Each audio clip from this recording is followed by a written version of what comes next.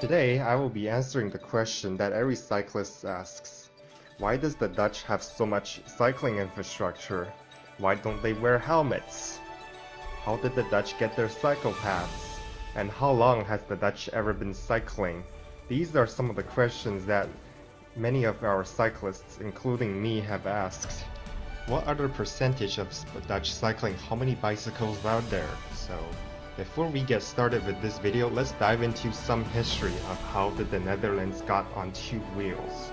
Before we start, let's go into some history lesson of how the Dutch started cycling. For those who think that the Dutch has always got their bicycle paths, they're partially right, because this old film does show people cycling on their cycle lanes with car traffic.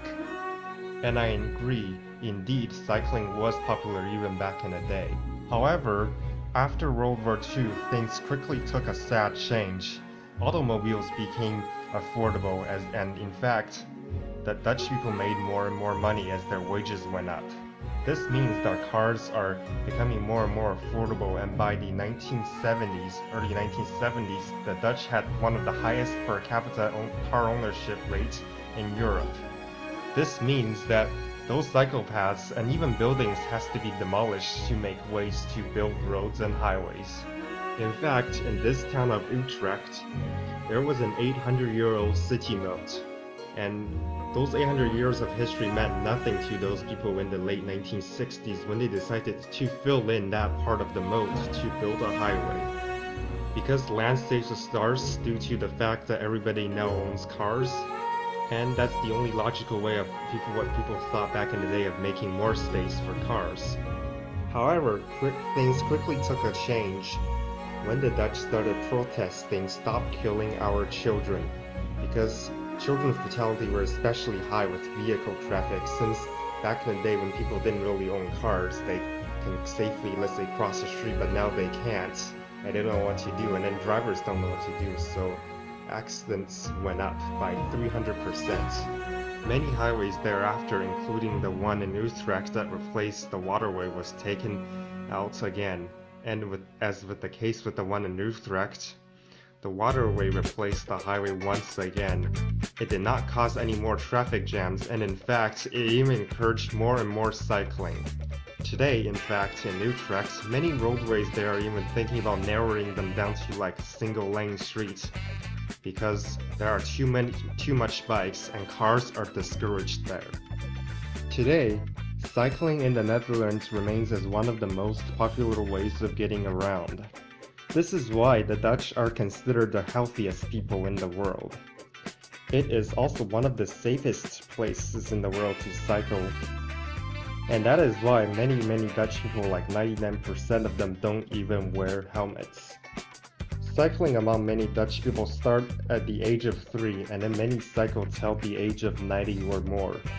Cycling also helps local businesses in their cities.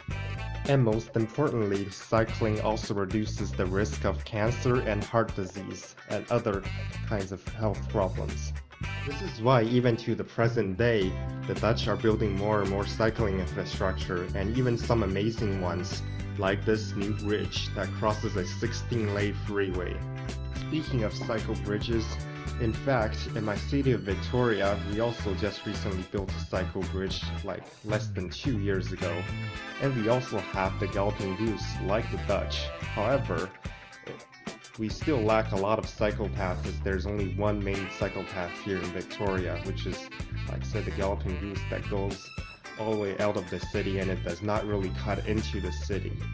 So many of our cyclists still have to cycle on the streets, which poses a danger. This means that many cities still have a lot of catching up to do before it reaches the Dutch quality of cycling. Even though we do have cycle bridges like the Dutch and a cycle lane, just like the Dutch, like on the Galloping Goose, we're still not as safe, since the Galloping Goose still runs into traffic lights. And in fact, many cycle paths in the Netherlands don't even have stops for traffic lights. The cyclists don't even have to stop there, since the cyclist always gets a priority. Unlike other parts of the world, the cars still get a priority at intersections. This is why cycling remains a popular mode of transportation in the Netherlands despite their horrible winters that rain a lot and cold. Because Amsterdam and the rest of the Netherlands are believed to be the world's true cycling heaven. I hope you get inspired by this video, and below is the rest of the Dutch background cycling.